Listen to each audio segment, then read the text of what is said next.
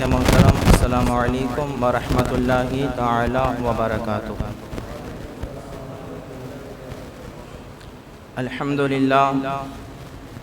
الحمدللہ رب العالمین والعاقبۃ للمتقین والصلاة والسلام علی سید الانبیاء والمرسلین وعلى آلہ واصحابہ اجمعین، اما بعد۔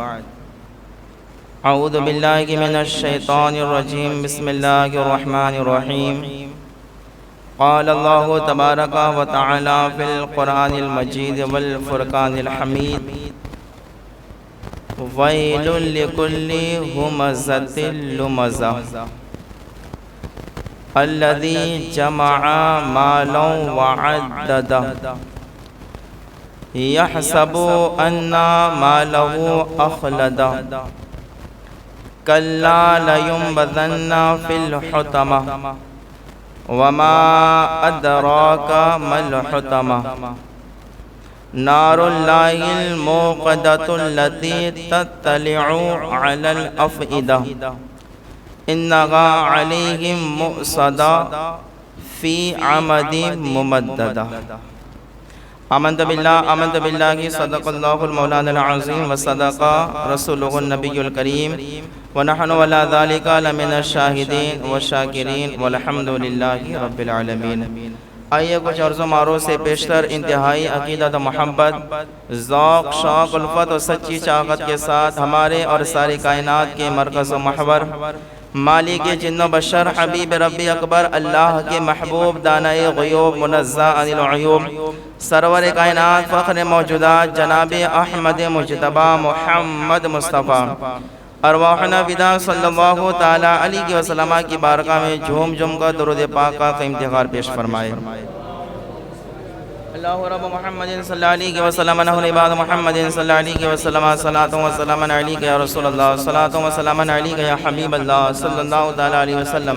نبی اور آل نبی کے محمد میں پھر بلند آواز سے درود پاک پیش فرمائے۔ اللہ رب محمد صلی اللہ علیہ وسلم، نحن عباد محمد صلی اللہ علیہ وسلم، صلاۃ و سلام علیک یا رسول اللہ صلی اللہ تعالی علیہ وسلم۔ قرآن مجید 30واں پارے کی مشہور و معروف سورہ ہمزہ آپ کے سامنے میں نے تلاوت کی۔ انشاءاللہ تعالی اسی کے ماتحت کچھ باتیں آپ کے گوش گزار کرنے کی سعادت حاصل کروں گا۔ یہ مبارک سورہ ہمزہ یعنی ویل لکل ہمزۃ لمزہ، یہ سورت اتنی بابرکت، پورا کلام ہی بابرکت ہے۔ اس میں یہ سورت اتنی بابرکت سورت ہے، حدیث پاک میں اللہ کے رسول صلی اللہ تعالی علیہ وسلم ارشاد فرماتے ہیں کہ اگر کوئی فرض نماز کے اندر سورہ ہمزہ پڑھے گا تو اللہ تعالیٰ اس کو بری موت سے اس کی حفاظت فرمائے گا۔ اور حدیث پاک میں حضور صلی اللہ علیہ وسلم نے فرمایا جو فرض نماز میں سورہ ہمزہ کی تلاوت کرے گا تو اللہ تعالیٰ غیب سے برکت والی روزی عطا فرمائے گا۔ اور ایک حدیث پاک میں روایت کے اندر آتا ہے کہ اگر کسی کو بری نظر کا اثر ہو، جیسے نظر لگنا یہ تو حق ہے، اگر کسی کو بری نظر لگ گئی ہو تو روایت میں آیا کہ اگر کوئی اس پر سورہ ہمزہ پڑھ کے اگر دم کر دے گا تو اللہ بری نظر کا اثر دور فرما دے گا۔ اور یہ ایسی بابرکت صورت ہے کہ اگر کسی کی آنکھ میں درد ہو تو اگر یہ صورت پڑھ کے اگر اپنی آنکھ کے اوپر اگر دم کرے گا یا کسی سے پڑھوا کے اگر دم کروا لے گا تو اللہ تعالیٰ آنکھ کا درد بھی دور فرما دے گا۔ یہ اتنی بابرکت صورت ہے جو میں نے آپ کے سامنے تلاوت کی۔ آئیے دیکھیں اس صورت کے اندر کیا فرمایا گیا اور اس صورت میں ہمیں کیا سبق دیا گیا، وہ کچھ باتیں آپ کے سامنے عرض کرنی ہے۔ اللہ تبارک و تعالیٰ ارشاد فرماتا ہے کہ وَيْلٌ لِكُلِّ هُمَزَةٍ لُمَزَةٍ، اس کا ترجمہ یہ ہے کہ خرابی ہے اس کے لیے جو لوگوں کے منہ پر عیب بیان کرے اور پیٹھ پیچھے برائی بیان کرے۔ یہ اس کا ترجمہ ہے۔ ویل کا معنی خرابی، خرابی ہے اس کے لیے جو لوگوں کے منہ پر عیب بیان کریں اور پیٹھ پیچھے برائی بیان کریں، اس کے لیے فرمایا گیا ویل۔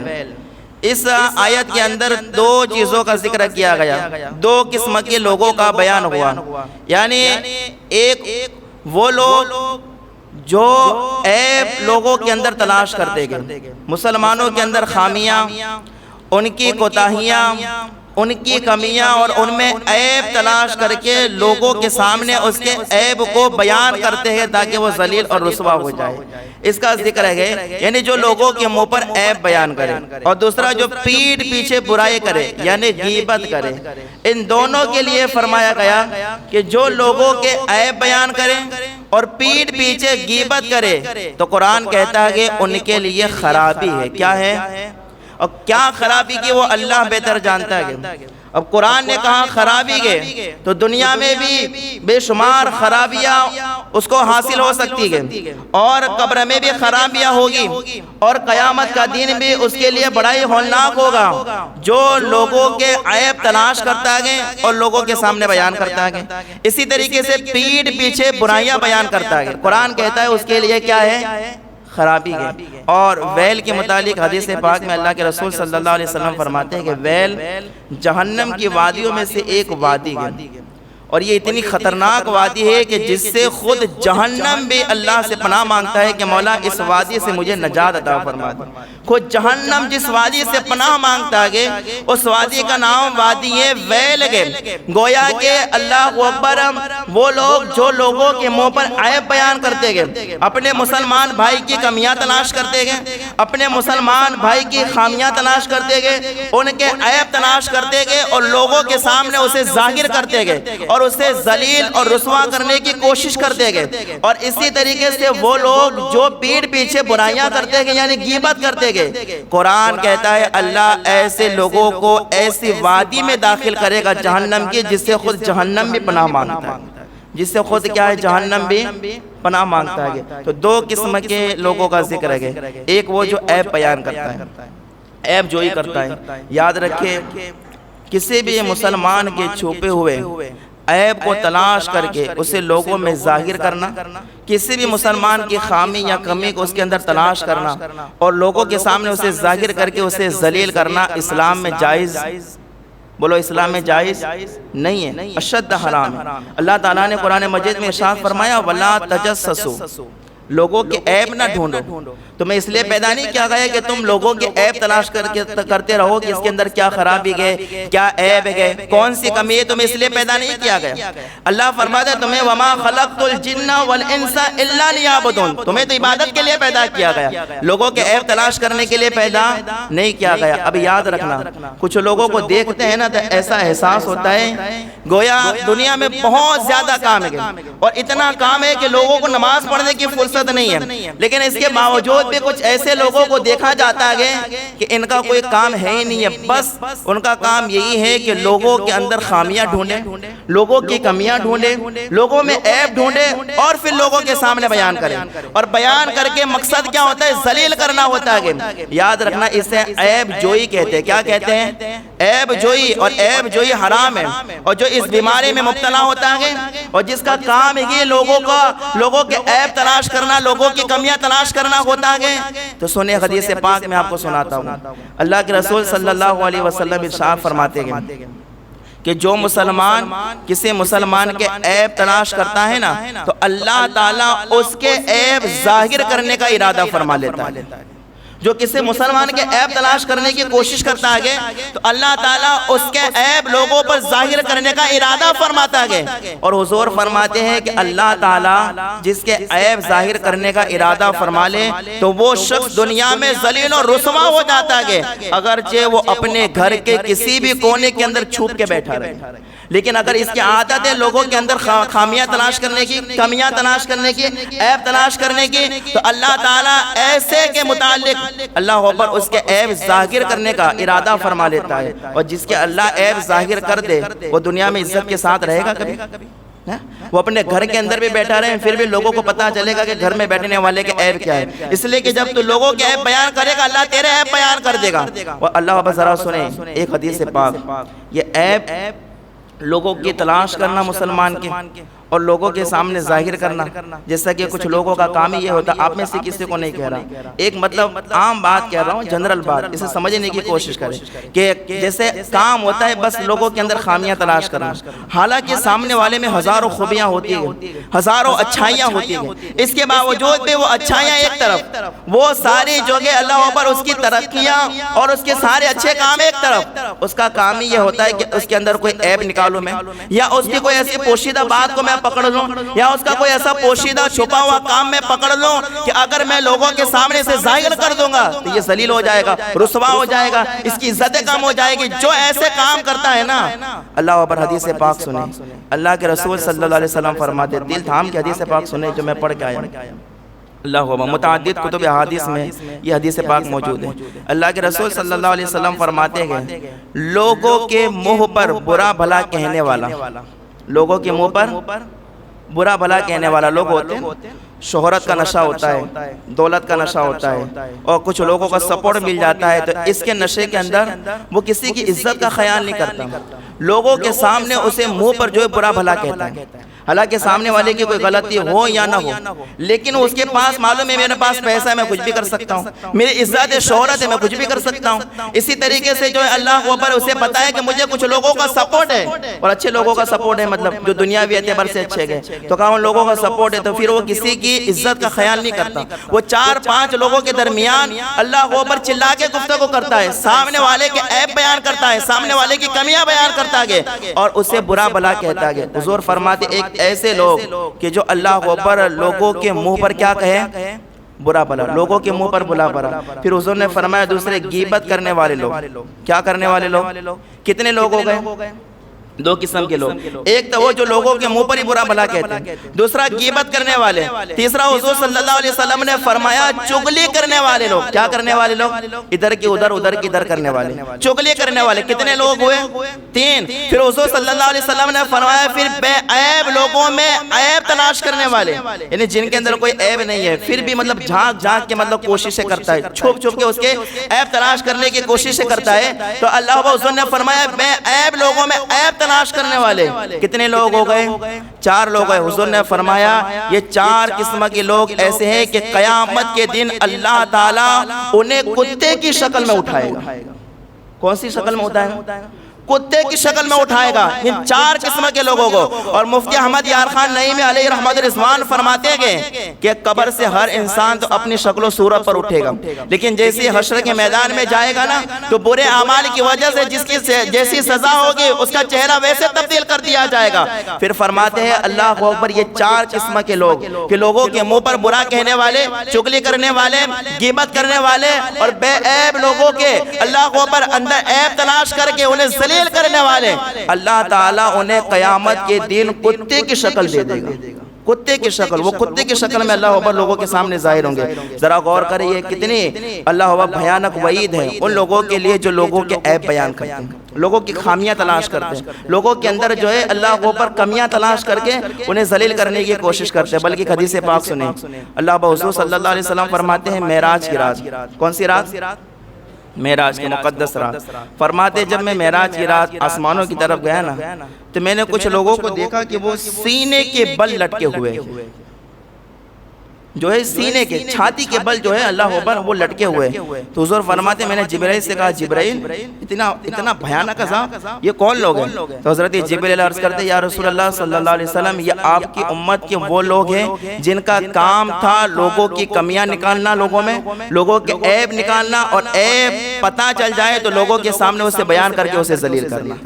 یہ وہی لوگ ہیں جو لوگوں کے عیب بیان کرتے تھے. یا رسول اللہ انہیں یہ سزا دی گئی ہے کہ انہیں چھاتیوں کے بل اللہ پر لٹکا دیا گیا ہے اور ان کو یہ عذاب دیا جا رہا ہے. ذرا سوچو، حضور فرماتے معراج کی رات عیب بیان کرنے والوں کا میں نے یہ حشر دیکھا گیا. بلکہ اللہ پر ذرا غور کریں، حضرت عیسیٰ روح اللہ، اللہ کے نبی ہے نا، حضرت عیسیٰ روح اللہ فرماتے ہیں کسی مسلمان کے کپڑے اتار کے اسے ننگا کرنا اس سے بڑا گناہ ہے کسی مسلمان کے عیب بیان کرنا. حضرت عیسیٰ فرماتے ہیں کسی مسلمان کے کپڑے اتار کر اسے ننگا کرنا اس سے بڑا گناہ یہ ہے کہ اللہ اکبر تم کسی مسلمان کے کیا کرو؟ عیب تلاش کرو، اس کی خامیاں، اس کی کمیاں تلاش کر کے اسے لوگوں کے سامنے بیان کرو۔ یاد رکھنا کبھی کسی مسلمان کے عیب کبھی ظاہر نہیں کرنے چاہیے۔ اللہ اکبر یاد رکھے، اللہ کے بے شمار نام ہے نا، کوئی گن سکتا ہے اللہ کے ناموں کو، لیکن 99 نام مشہور ہے، ان میں سے ایک نام ہے ستار۔ کیا ہے؟ بول کے بتاؤ کیا نام ہے؟ ستار کا معنی کیا ہوتا ہے؟ عیبوں کو چھپانے والا، عیبوں کو چھپانے والا۔ اب اللہ تعالیٰ فرماتے اللہ علام الغیوب ہے، ہر بندے کے دل کے حالات کو اللہ تعالیٰ جانتا ہے۔ تو اللہ تعالیٰ فرماتے ہیں میں اپنے بندوں کے دل کے حالات جانتا ہوں، اس کے اندر کون سی کمیاں ہیں، خامیاں ہیں، کون سے نقص اور عیب ہے، سب میں جانتا ہوں، اس کے باوجود بھی میں اس کے عیب کو چھپاتا ہوں۔ اللہ فرماتے ہیں میں رب ہو کے اپنے بندے کے عیبوں کو چھپاتا ہوں، اور تو بندہ ہو کے اپنے ہی مومن بھائی کے عیب تلاش کر کے اسے ذلیل کرتا ہے، اپنے ہی مومن بھائی کے کامیاں تلاش کرتا ہے، خامیاں تلاش کرتا ہے۔ اللہ ہو بھائی یاد رکھنا مسلمانوں کو کبھی بھی نہیں چاہیے یہ کہ اپنے مسلمان بھائی کے کیا کریں؟ عیب تلاش کریں، اس میں کمیاں تلاش کریں، ہرگز نہیں۔ مسلمانوں کی جو خوبیاں ہیں اسے لوگوں کے سامنے بیان کریں۔ اللہ بھائی یہ بیماری انسان کے اندر آتی کیسے؟ لوگوں کے عیب تلاش کرنا یہ دنیا میں کتنے زیادہ کام ہے، کتنے زیادہ، صبح سے لے کر ہر شام تک، رات تک ہر آدمی کام میں بیزی ہوتا ہے۔ پھر ایسے لوگوں کو موقع کب ملتا ہے کہ وہ عیب تلاش کریں؟ وہ ایسی بیماری میں مبتلا کب ہو جاتے ہیں کہ ان کا کام یہ ہو جاتا ہے کہ بس لوگوں پر نگرانی کرنا، لوگوں کے عیب اور کمیاں تلاش کرنا۔ یہ کب ایسی بیماری ان لوگوں کو لگ جاتی ہے؟ تو اللہ پر ہمارے بزرگوں نے بہت ساری باتیں لکھی ہیں، بہت ساری وجوہات لکھی ہیں کہ یہ بیماری انسان کو کب لگتی ہے۔ تو اللہ پر ہمارے بزرگوں نے فرمایا کہ جب بندے کے دل میں بغض اور کینہ کسی مسلمان کے تعلق سے پیدا ہو جائے نا، تو پھر اس کا ایک ہی کام رہتا ہے کہ وہ اس کے عیب تلاش کرتا رہتا ہے، اس کے عیب تلاش کرتا رہتا ہے۔ جب بندے کے دل میں کیا پیدا ہو جائے؟ بغض، کینہ، ذاتی دشمنی۔ جب ذاتی دشمنی اور بغض اور کینہ پیدا ہو جائے نا، تو پھر اللہ پر سامنے والے میں ہزاروں خوبیاں ہو لیکن وہ خوبیاں دیکھے گا نہیں، اور کسی سے اس کی خوبیاں اور تعریف سنے گا بھی نہیں۔ اس کا ایک ہی کام رہے گا، بس اس کے اندر کوئی کمی، کوئی عیب، کوئی خامی تلاش کرو۔ یہ کب ہوتا ہے؟ جب بندے کے دل میں کیا ہوتا ہے؟ بغض، کینہ اور ذاتی دشمنی ہوتی ہے، تب وہ لوگوں کے عیب تلاش کرتا ہے۔ ورنہ ہر آدمی فری نہیں ہوتا، بیزی رہتا ہے، لیکن پھر بھی جب کسی سے ذاتی دشمنی ہو جاتی ہے پھر اس کے عیب تلاش کرتا ہے، پھر راتوں دن اس کے اوپر بگاڑتا ہے کہ کوئی اس کی خامی مل جائے۔ پھر اللہ پر کئی لوگوں کو دوست بناتا ہے، اور کیسے دوست بناتا ہے؟ منافقت والے کام کر کے دوست بناتا ہے کہ وہ دوست اللہ پر خبر گیری کرے، اس کے اوپر دھیان رکھے کہ اس کا کوئی عیب تلاش، اس کا کوئی عیب مل جائے، اس کی کوئی خامی مل جائے۔ اللہ پر یاد رکھے گا مومن کا سینہ کبھی بغض سے بھرا ہوا نہیں ہونا چاہیے، ایک مسلمان کا سینہ کبھی کینے سے بھرا ہوا نہیں ہونا چاہیے۔ مومن آپس میں کیا ہے؟ بولو کیا ہے؟ مومن آپس میں بھائی بھائی ہے۔ اور اللہ کو میں بتاؤں، اگر ایک مومن دوسرے مومن کو محبت کی نظر سے دیکھتا ہے تو سنو میرے آقا کیا فرماتے ہیں، لوگوں کو نفرت کی نگاہوں سے دیکھنا چھوڑو، لوگوں کو اللہ پر کمی نکالنے کی نگاہ سے دیکھنا چھوڑو، لوگوں کے عیب تلاش کرنا چھوڑو، اس بیماری سے باز آؤ، محبت کی نظر سے اپنے مومن بھائی کو دیکھو۔ سنو میرے آقا کیا فرماتے ہیں، آقا کریم صلی اللہ علیہ وسلم ارشاد فرماتے ہیں کہ اگر کوئی اپنے مسلمان بھائی کو، مومن بھائی کو محبت کی نظر سے دیکھے اور اس کے سینے میں اس کا کوئی بغض اور کینہ نہ ہو، تو حضور فرماتے ہیں اس کی نظر ہٹنے سے پہلے اللہ دونوں کے پچھلے سارے گناہوں کو معاف فرما دیتا ہے، گناہوں کو معاف فرما دیتا ہے۔ محبت کی نظر سے دیکھو، دل میں بغض نہ ہو تو اللہ گناہ معاف فرما دیتا ہے۔ یہ مومن بھائی کا کام ہوتا ہے کہ اپنے مومن بھائی کا درد ہو سینے کے اندر، اس کے لیے محبت ہو، نہ کہ یہ کہ اس کا یہ کام ہو کہ اس کے اندر خامیاں اور عیب تلاش کرے۔ اللہ اکبر۔ اسی طریقے سے سنیں اللہ اکبر، کب یہ آدمی بیماری میں مبتلا ہوتا ہے؟ عیب ڈھونڈنے والے۔ ایک تو یہ جو میں نے آپ کے سامنے عرض کیا، دوسری بات یہ ہے کہ جب بندے کے دل میں حسد پیدا ہو جائے، کیا پیدا ہو جائے؟ کیا پیدا ہو؟ یعنی جب کسی مسلمان بھائی کے تعلق سے بندے کے دل میں حسد ہو جائے، حسد اس کی ترقیاں دیکھ کر اور اس کی عزت اور اس کی خوبیاں دیکھ کر جب اس کے دل میں حسد پیدا ہونے لگے کہ یہ آئے دن ترقی کیسے کر رہا ہے، یا اور دنیا کسی کام کو لے کر یا دینی کام کو لے کر جب حسد پیدا ہو جائے، تو پھر بندہ جس سے حسد کرتا ہے نا، پھر اس کی خوبیاں نہیں دیکھتا، اس کے اندر عیب تلاش کرتا ہے، پھر اس کی خامیاں دیکھتا ہے، پھر اس کی کمیاں دیکھتا ہے کہ اس کے اندر کیا عیب ہے۔ تو یاد رکھنا ایک حسد سے اپنے آپ کو بچاؤ، اور حسد اتنی خطرناک بیماری ہے کہ اللہ تعالیٰ نے اپنے محبوب سے فرمایا میرے محبوب آپ کو یہ کہتے رہنا ہے کیا؟ وَمِن شَرِّ حَاسِدٍ إِذَا حسد، اے محبوب تمہیں یہ کہتا رہنا ہے کہ میں حسد کرنے والوں سے اللہ کی پناہ مانگتا ہوں، میں اللہ کی پناہ مانگتا ہوں حسد کرنے والوں سے۔ اور اللہ حدیث پاک میں فرمایا گیا حسد اتنا بڑا گناہ ہے کہ حسد نیکیوں کو ایسے کھا جاتا ہے جیسے آگ لکڑی کو کھا جایا کرتی ہے، آگ جیسے لکڑی کو مٹا دیتی ہے ایسے حسد نیکیوں کو مٹا دیتا ہے۔ تو بندے کے دل میں جب حسد پیدا ہوتا ہے تب اللہ اکبر وہ لوگوں کے اندر عیب تلاش کرتا ہے، تب وہ لوگوں کی خامیاں اور کمیاں تلاش کرتا ہے۔ تو اپنے دل میں کبھی حسد نہیں ہونا چاہیے۔ اسی طرح تیسری بات ہمارے بزرگوں نے فرمائی، کہا کہ بندے کے اندر عیب تلاش کرنے والی بیماری کب پیدا ہوتی ہے کہ جب وہ منافقوں والا کام کرتا ہے۔ کیسا کام کرتا ہے؟ کون سا کام؟ منافقوں والا کام۔ منافقوں والا کام کیسا ہوتا ہے؟ جب کسی اپنے مسلمان بھائی سے ملیں تو کہے واہ ماشاءاللہ آپ کی کیا صورت ہے، ارے آپ تو بہت اچھے ہیں، نیک انسان ہیں، بہت اچھے، یعنی ایسے تعریف کرنا کہ لوگ یہ کہے کہ یار یہ بندہ اس کے بارے میں اتنی زیادہ تعریفیں کرتے ہیں، کتنے محبت ہے۔ لیکن یہی منہ پر تعریف کرنے والا جب پیٹھ پیچھے بات کرے تو لوگ اس کی دوگلی پالیسی کو دیکھ کر کہے کہ ہاں اس کی ذات پر تو تھوکنے کے برابر بھی یہ تو لائق نہیں ہے کہ جو سامنے اتنی اچھائیاں بیان کرتا ہے اور پیٹھ پیچھے اللہ اکبر اتنی خطرناک برائیاں کرتا ہے، اتنی خطرناک۔ اللہ اکبر جب یہ عادت منافقوں والی پیدا ہو جائیں کہ سامنے اللہ اکبر بھائی بھائی اور پیچھے دشمن جب کرے نا، جب یہ بیماری پیدا ہو جائے تب بندہ اس کے اندر عیب تلاش کرتا ہے، تب اس کے اندر عیب تلاش کرتا ہے۔ تو یاد رکھنا یہ دو تین باتیں میں نے آپ کے سامنے عرض کی۔ تو قرآن شریف کے اندر فرمایا گیا وَيْلٌ لِكُلِّ ہُمَزَةٍ، اس کے لیے خرابی ہے جو لوگوں کے منہ پر عیب بیان کریں۔ یاد رکھنا کسی کے مسلمان بھائی کے عیب بیان نہیں کرنے چاہیے۔ آگے کیا فرمایا گیا؟ لُمَزَہ، اور اس کے لیے خرابی ہے جو پیٹھ پیچھے برائی کرے۔ پیٹھ پیچھے برائی کرنے کا مطلب ہوتا ہے غیبت کرنا، یعنی کسی اپنے مسلمان بھائی کی ایسی بات کہ اگر یہی اس کی پیٹھ پیچھے ایسی بات کرنا کہ وہی بات اگر اس کے سامنے کہی جائے تو اس کو برا لگے، اس کا دل دکھے، اسے کیا کہتے ہیں کہ غیبت کہتے ہیں۔ یعنی جو لوگ کسی کی پیٹھ پیچھے برائی کرتے ہیں نا، پیٹھ پیچھے برائی، اللہ فرماتے ہیں ان کے لیے ویل ہے، ان کے لیے خرابی ہے۔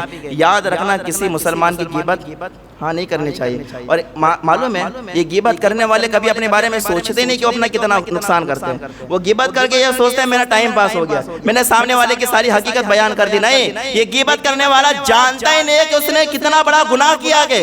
حضور اکرم صلی اللہ علیہ وسلم فرماتے ہیں کہ الغیبۃ اشد من الزنا، غیبت تو زنا سے بھی زیادہ خطرناک گناہ ہے۔ صحابہ نے عرض کیا یا رسول اللہ غیبت زنا سے بھی زیادہ بدتر ہے، وہ کیسے؟ میرے آقا نے فرمایا اس لیے کہ زنا کرنے والا اگر وہ اپنے گناہ پر نادم ہو جائے، شرمندہ ہو جائے، اس سے افسوس ہونے لگے اور دل سے توبہ کر لے تو زنا کرنے والے کے اللہ گناہ معاف فرما دیتا ہے۔ لیکن غیبت کرنے والے کے گناہ اللہ اس وقت تک معاف نہیں کرتا جب تک کہ اس کے پاس معافی نہ مانگ لے جس کی اس نے غیبت کی، جس کی غیبت کی اس سے معافی نہ مانگ لے وہاں تک اللہ اس کے گناہ معاف نہیں کرتا۔ ذرا سوچے اللہ با یہ غیبت اتنا بڑا گناہ۔ اب ذرا سوچیں فقی ابو لیث سمرقندی رضی اللہ تعالیٰ عنہ، بہت بڑے فقی گزرے اللہ کے ولی، وہ فرماتے ہیں کہ 7 قسم کے لوگ ایسے ہیں کہ ان پر اللہ کی رحمت کبھی اترتی نہیں، کبھی نہیں اترتی۔ 7 قسم کے لوگوں کا ذکر کیا ہے، کبھی ان 7 ٹاپک پر میں کبھی بیان کروں گا، لیکن ان میں سے ایک بات میں عرض کرتا ہوں۔ فقی ابو لیث سمرقندی فرماتے ہیں 7 قسم کے لوگ ایسے ہیں کہ اللہ کی رحمت ان پر کبھی اترتی نہیں ہے۔ کہا ان میں سے ایک وہ جو لوگوں کی غیبت کرتا ہے، غیبت کرنے والے پر کبھی اللہ کی رحمت نہیں اترتی۔ اس لیے اپنے مومن اور غیبت کرنے والا کتنا بڑا نقصان کرتا ہے پتہ ہے؟ جب وہ کسی سے غیبت کرتا ہے، کسی مسلمان کی غیبت کرتا ہے تو جس سے بات کر رہا ہوتا ہے، غیبت کر رہا ہوتا ہے نا، تو اس کا بھروسہ وہ توڑ دیتا ہے، اس کے دل میں جو اس کی عزت ہے وہ ختم کروا دیتا ہے۔ وہ خود سامنے چل گئے، جب وہ کسی کے سامنے کسی کی غیبت کر رہا ہوتا ہے نا تو سامنے والا اس کے بارے میں سوچ رہا ہوتا ہے کہ اللہ اکبر جب یہ کسی کی بات میرے سامنے پیٹھ پیچھے کر سکتا ہے تو یہ اس لائق نہیں ہے کہ میرے کوئی دل کی راز، میرا دل کا راز یا میرے دل کی کوئی بات میں اسے بیان کرو، اس لیے کہ جب وہ دوسرے کی بات مجھے کہہ سکتا ہے تو میری بات دوسرے کو بھی تو کہہ سکتا ہے، میرا راز کسی اور کو بھی کہہ سکتا ہے۔ تو یہ غیبت کرنے والا بھروسہ توڑ دیتا ہے۔ اور دوسرا، غیبت کرنے والا لوگوں کے درمیان ذلیل ہو جاتا ہے۔ غیبت کرنے والے سے لوگ بھاگتے گئے اور کہتے یار اس سے دور رہو، اس کا تو کوئی کام نہیں ہے، ابھی کھڑا ہو جائے گا تو سوائے غیبت کے کوئی کام نہیں ہے، سوائے غیبت کے کوئی کام نہیں کرے گا، سوائے دوسروں کی باتیں کرنے کے کوئی کام اس کے پاس ہوگا ہی نہیں۔ غیبت کرنے والے سے لوگ دور بھاگتے گئے، انہیں نفرت کی نگاہ سے دیکھتے گئے، انہیں دشمنی کی نگاہ سے دیکھتے ہیں کہ یہ کسی قابل نہیں ہے کہ اس کے اپنے پاس کھڑا رکھے اس سے کوئی بات چیت کی جائے۔ اس لیے غیبت بہت بڑا گناہ ہے، اس سے باز آنا چاہیے۔ اللہ بہت کافی ٹائم پہلے کی بات ہے، ایک عالم دین نے مجھ سے کہا تھا، پہلے تو وہ بڑے افسردہ تھے، غمزدہ تھے، میں نے کہا کہ مولانا صاحب کیا بات ہے، پریشان ہے یار، شادی کا موقع تھا اس وقت، تو پھر کہا کیا بتائیں، اب کہ میرا دل ہی نہیں کرتا کسی جگہ تقریر کرنے جانے کا، کوئی کام کرنے کا، کسی کا بھلا کرنے کا، کوئی میرا من ہی نہیں کرتا۔ میں نے بولا حضور اللہ نے آپ کو علم دیا ہے تو پھر آپ ایسی باتیں کیوں کر رہے ہیں؟ کہا کیا کریں، ہم کسی جگہ جاتے تقریر کرنے کے لیے، دین کی تبلیغ کرنے کے لیے، لوگوں کا بھلا کرنے کے لیے، نیکیاں کرنے کے لیے جاتے گئے، لیکن جہاں جاتے ہیں وہاں کچھ لوگ ایسے ملتے گئے کہ ان کے پاس غیبتوں کے تھیلے بھرے رہتے گئے، یعنی جب موقع ملتا ہے ہم جب مل جاتے ہیں تو ہمارے پاس لوگوں کی اتنی غیبتیں کرتے گئے کہ ہم بجائے نیکیاں کمانے کے گناہ کما کے واپس آتے ہیں، گناہ کما کے، یعنی یہ لوگوں کے اندر عام ہو گیا غیبتیں کرنا، لوگوں کی پیٹھ پیچھے برائیاں کرنا۔ اور اللہ ہو یہ بات یاد رکھے، حضرت جابر بن عبداللہ رضی اللہ تعالیٰ عنہ فرماتے ہیں کہ حضور صلی اللہ علیہ وسلم کے ظاہری زمانے پاک میں لوگ غیبت کرتے تھے تو ان کے منہ سے بدبو آتی تھی۔ کیا آتی تھی؟ یعنی غیبت کرنے والے کے منہ سے بدبو آتی تھی، فوراً جان لیتے تھے کہ یہ جھوٹ بولتا ہے، غیبت کرتا ہے، فوراً پتہ چل جاتا تھا۔ لیکن جابر بن عبداللہ فرماتے اب ایسا وقت ہے کہ لوگ غیبت کرتے بھی ہیں، سامنے لوگ غیبتیں سنتے بھی گئے، کہا یہ غیبت کی بیماری اتنی پھیل گئی اب کسی کو پتہ ہی نہیں چلتا کہ غیبت کی بدبو کیسے ہوتی ہے، لوگوں کو عادت پڑ گئی ہے غیبت کی بدبو کے اندر رہنے کی۔ اس لیے اللہ ابا قرآن شریف میں فرمایا گیا کہ ان کے لیے خرابی ہے جو عیب بیان کرتے ہیں اور لوگوں کی کیا کرتے ہیں، غیبت کرتے گئے۔ حضرت ابراہیم بن ادہم بہت بڑے بزرگ اللہ کے ولی ہیں، وہ فرماتے ہیں میں ایک مرتبہ دعوت میں گیا، دعوت کھا رہا تھا، کھانا سامنے تھا، میں کھا رہا تھا، اتفاق سے میرے پاس کچھ لوگ بیٹھے ہوئے تھے، مسلمان تھے، تو مسلمان تھے تو ایک آدمی نے یہ کہا کہ یار فلاں اپنا دوست نہیں آیا، تو جیسے اس نے یہ کہا کہ اپنا فلاں دوست نہیں آیا تو ایک نے غیبت شروع کر دی، یار وہ تو بڑا سست آدمی ہے، کاہل آدمی ہے، بڑا موٹا آدمی، چلتے ہوئے دیر ہو جاتی ہے۔ ابراہیم بن ادہم کہتے ہیں کہ غصے سے میرا چہرہ لال پیلا ہو گیا۔ ایسے لوگ بیٹھے میرے پاس، ایسے لوگ بیٹھے کہ جن کو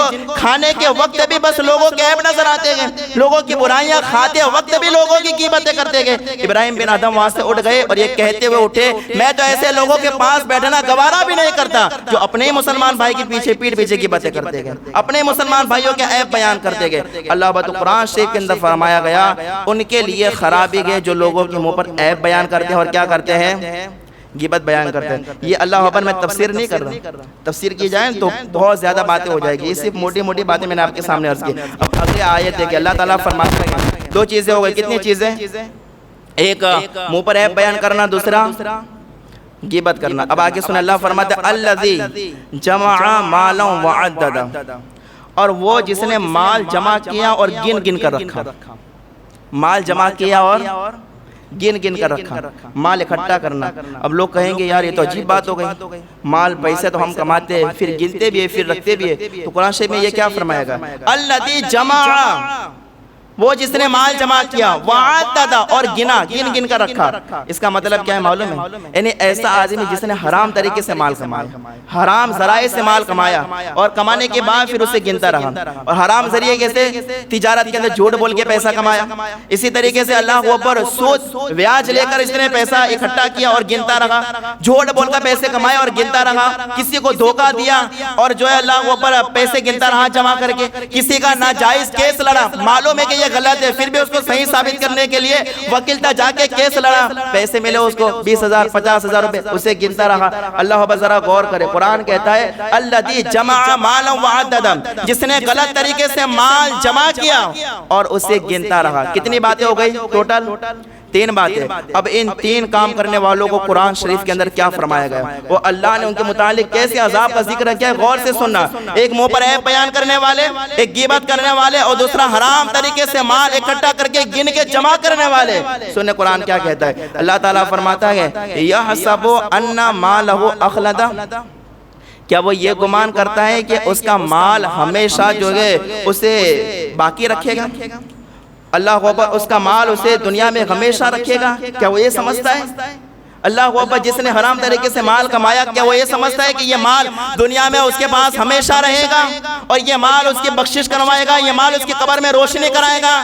نہیں نہیں، یاد رکھنا قرآن کہتا ہے منہ پر عیب بیان کرنے والے، غیبت کرنے والے، حرام طریقے سے مال اکٹھا کرنے والے۔ اور اللہ اکبر دیکھو نا آج لوگوں کو مال کی ایسی لالچ ہے نا، ایسی لالچ، لکھ پتی کروڑ پتی ہے، ان کے اوپر حج فرض ہے لیکن کبھی حج کرنے بھی نہیں جاتے، ارے پیسہ خرچ ہو جائے گا، کبھی کبھار اللہ اکبر شرعی حق بھی ادا نہیں کرتے، یعنی زکات زکات بھی نہیں نکالتے اور میرے مال کے اندر کمی آ جائے گی۔ اللہ اب اسی طریقے سے یعنی کسی نے غلط طریقے سے مال کمایا یا اگر حلال طریقے سے بھی اگر کمایا لیکن اگر شرعی حق ادا نہیں کیا، جیسے حج فرض تھا تو حج ادا نہیں کیا، زکات واجب فرض تھی تو زکات ادا نہیں کی، اللہ اب اسی طریقے سے لوگوں کا قرضہ تھا وہ اس نے ادا نہیں کیا اور بس مال اکٹھا کیا، جمع کیا، گنتا رہا، جمع کیا، گنتا رہا۔ قرآن کہتا ہے کیا وہ یہ گمان کرتا ہے کہ یہ مال اس کے پاس ہمیشہ باقی رہے گا اور یہ مال اس کی بخشش کروا دے گا، یہ مال اس کو نجات دلا دے گا؟ نہیں نہیں، قرآن کہتا ہے سنو، کلا، ہرگز نہیں، گمان بھی نہیں کرنا ایسا کہ مال تیرے پاس ہے تو سمجھتا ہے کہ تو بچ جائے گا، تیری قبر روشن ہو جائے گی، تو دنیا میں ہمیشہ باقی رہے گا، یا جو ہے مال تجھے ہمیشہ باقی رہے گا۔ نہیں نہیں، یہ گمان بھی نہیں کرنا ہے تجھے، کلا، ہرگز یہ گمان بھی مت کرنا۔ قرآن کہتا ہے اللہ اکبر، لَيُنبَذَنَّ فِي الْحُطَمَةِ، ضرور بے ضرور وہ چورا چورا کر دینے والے جگہ میں پھینک دیے جائیں گے۔ ایسے لوگ غیبت کرنے والے، منہ پر عیب بیان کرنے والے، غلط طریقے سے مال جمع کر کے اکٹھا کرنے والے، قرآن کیا کہتا ہے؟ اللہ اکبر، ضرور بھی ضرور، کلا لَيُنبَذَنَّ فِي الْحُطَمَةِ، ضرور بھی ضرور وہ چورا چورا کر دینے والے اللہ اکبر جگہ میں داخل کر دیے جائیں گے، پھینک دیے جائیں گے۔ پھر قرآن خود کہتا ہے وَمَا أَدْرَاكَ مَا الْحُطَمَةُ، چورا چورا کر دینے والے کیا چیز ہے تم جانتے ہو؟ وَمَا أَدْرَاكَ مَا الْحُطَمَةُ، کیا تم جانتے بھی کہ چورا چورا کر دینے والے کیا ہے؟ اللہ کو بس سنا، اللہ خود فرماتا ہے نار اللہ الموقدہ، فرماتے ہیں وہ اللہ کی آگ ہے جو بھڑک رہی ہے۔ جو آدمی کو چورا چورا کر دے گی نا وہ کیا ہے؟ نار اللہ، وہ اللہ کی آگ ہے الموقدہ جو کیا ہے؟ بھڑک رہی ہے۔ اور وہ کیسی آگ ہے؟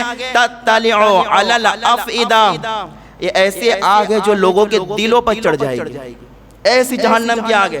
اللہ ایسی جہنم کی آگ میں ڈال دے گا، یعنی دلوں پر چڑھ جائے گی، مطلب کیا؟ اللہ ایسی آگ میں ڈالے گا انہیں کہ جو آگ ان کے ظاہر کا بھی حصہ جلا دے گی اور اندر کا بھی حصہ جلا دے گی، باہر کا بھی جلا دے گی اور اندر کا بھی جلا دے گی۔ اللہ کی بھڑکائے ہوئے اس آگ میں وہ لوگ داخل کیے جائیں گے جو عیب بیان کرتے، غیبتیں کرتے گئے اور غلط طریقے سے مال اکٹھا کر کے گنتے رہتے۔ خود قرآن کہتا ہے اللہ جو دلوں پر چڑھ جانے والے یعنی ظاہر اور باطن دونوں طریقے سے وہ آگ جلا کے راکھ کر دے گی، اس کو نصف و نابود کر دے گی۔ اللہ ایسی آگ میں ان تین لوگوں کو ڈالے گا۔ پھر فرمایا آگ میں ڈال دیے جائیں گے، چورا چورا کر دینے والی آگ میں، ان کی ہڈی پسلی ایک ہو جائے گی، نصف و نابود ہو جائیں گے، ایسی آگ میں ڈال دیے جائیں گے۔ تو کیا آگ میں ڈال کے ایسے ہی چھوڑ دیا جائے گا؟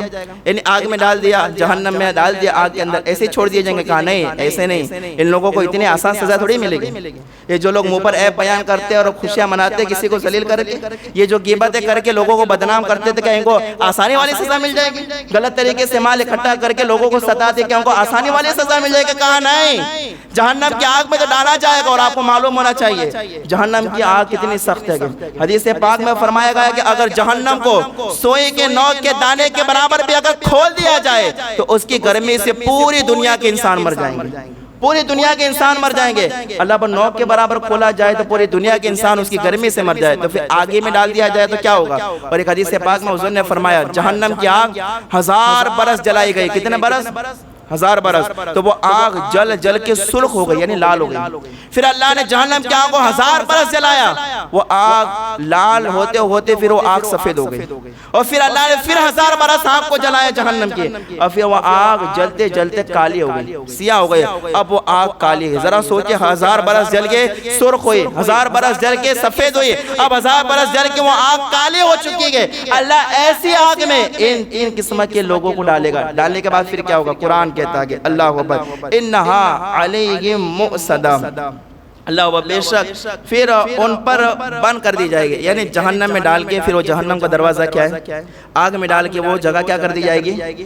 بند کر دی جائے گی، بند کر پھر نکلنے کا کوئی چانس ہی نہیں، اندر ہی اندر پڑے رہو بعد میں۔ اللہ اکبر پھر فرمایا فی عمد ممددہ، لمبے لمبے ستونوں کے اندر، لمبے لمبے ستونوں میں، یعنی وہ آگ میں ان کو ڈالا جائے گا، پھر وہ جگہ بند بھی کر دی جائے گی، اور پھر آگ کے ستونوں سے اس جہنم میں اس آگ میں رہنے والے کے ہاتھ اور پاؤں آگ سے باندھ دیے جائیں گے، آگ کے ستونوں سے باندھ دیے جائیں گے، آگ کے ستونوں سے۔ پھر دروازہ بند کر کے اللہ بھائی نے چھوڑ دیا جائے گا، اب جلتے رہو، چورا چورا کر دینے والی وہ آگ، اللہ اس میں ڈالے جائیں گے۔ کون؟ منہ پر عیب بیان کرنے والے، غیبت کرنے والے، اور غلط طریقے سے مال کو اکٹھا کر کے انہیں گن گن کر اپنے پاس رکھنے والے۔ اس لیے بندہ مومن وقت ہے مومن ہے پکا مومن بن کے رہے، مسلمان ہے مسلمان بن کے رہے، نہیں غیبت اور چغلیاں کرنا، اس کے پیچھے وقت برباد نہ کر، وقت برباد نہ کر، لوگوں کے عیب بیان کرنا نہیں یار۔ اللہ اکبر، سنو حضور صلی اللہ علیہ وسلم نے حدیث میں فرمایا کہ جسے اپنے عیب یاد آ گئے، لوگوں کے عیب بیان کرتے ہو اپنے عیب یاد آ گئے، یار میں کیا لوگوں کے عیب بیان کروں، میں خود اتنا زیادہ عیب والا ہوں، میں خود اتنا بڑا گنہگار ہوں، جسے اپنے عیب یاد آ گئے اور لوگوں کے عیب بیان نہیں کیے، تو اللہ تعالیٰ قیامت کے دن اسے جنت میں داخلہ عطا فرمائے گا، جنت میں داخلہ فرمائے گا کہ اللہ اکبر جو اپنے یاد آنے پر لوگوں کے عیب بیان نہیں کرتا۔ اللہ اکبر، خود سوچیں نا، انسان ایک انگلی ایسے اٹھاتا ہے، کسی نے عالم نے بہت اچھی بات کہی تھی، ایک انگلی اگر کسی کی طرف اٹھاتا ہے تو دیکھتا نہیں باقی کہ یہ تین انگلیاں تیری طرف ہیں، یعنی اگر سامنے والے میں ایک عیب ہے تو تین عیب بندہ اپنے اندر لے کے گھوم رہا ہے۔ تو لوگوں کے عیب بیان کرنے میں، لوگوں کی کمیاں ڈھونڈنے کے اندر، غیبت اندر اپنا وقت برباد نہ کریں، بہت کم عمر ہے بھائی۔ اللہ اکبر، ایک تاریخ طبری کے اندر شروعات کے اندر یہ بات لکھی ہوئی ہے کہ دنیا کی مکمل عمر کتنی ہے، تو فرمایا گیا 7000 برس دنیا کی عمر ہے۔ کتنی؟ 7000 برس دنیا کی عمر ہے۔ اور اللہ اکبر، عبداللہ ابن مسعود یا ایک اور صحابی وہ کہتے کہ اب کتنی مدت گزر گئی دنیا کو، فرماتے ہیں 6200 برس گزر گئے۔ کتنے؟ 7000 برس عمر ہے اور 6000 باقی کے بچے کتنے؟ بس ضرور خود سوچیں۔ اب 2 مہینے، اللہ اکبر، اب کہیں کچھ وقت بڑھتا ہے قیامت آنے میں، کب قیامت آ جائے کچھ پتہ نہیں چلے گا، اور کب موت کا فرشتہ آ کے روح قبض کر کے چلا جائے پتہ نہیں۔ لوگ دیکھتے نہیں جنازے، فوراً ابھی اللہ اکبر 2 دن گزرتے نہیں اور اعلان ہوتا ہے کہ فلاں بھاگل میں انتقال، اس بھاگل میں انتقال، فلاں بھاگل میں انتقال۔ جنازے میں جاتے، جنازہ سامنے پڑا ہوتا ہے، پتہ نہیں کہ یہ مرنے والا جوانی میں مر گیا، بڑھاپے میں مر گیا، بچپنے میں مر گیا، قبر میں لیٹا ہو، واپس لوٹ کے نہیں آئے گا، سب آنکھوں سے دیکھتا ہے، پھر بھی نصیحت حاصل نہیں کرتا، پھر بھی نصیحت حاصل نہیں کرتا۔ یاد رکھنا خدا را، اپنا وقت غیبت کرنے میں، چغلیاں کرنے میں، یا جو ہے نمازوں کو چھوڑنے میں نہ گزارے۔ تھوڑی زندگی باقی ہے، تھوڑی عمر باقی ہے، نیکیاں کر لو تاکہ قبر میں حضور کو منہ دکھا سکو، قیامت کے دن اللہ کو منہ دکھا سکو، ورنہ کیا کرو گے؟ یاد رکھنا بس اللہ تعالیٰ سے دعا ہے کہ مجھے کہنے سننے سے زیادہ سب سے پہلے ہم کو عمل کرنے کی توفیق عطا فرمائے۔ اللہ پاک جتنا ہم بولتے ہیں کہ اللہ تعالیٰ کہنے سے پہلے اس پر عمل کرنے کی توفیق عطا فرمائے، آپ سب کو بھی اس پر عمل کرنے کی توفیق عطا فرمائے۔ بولنے سننے میں کوئی غلطی ہو اللہ تعالیٰ اپنے فضل سے معاف فرمائے۔ استغفر اللہ ربی من کل ذنب و اتوب الیہ۔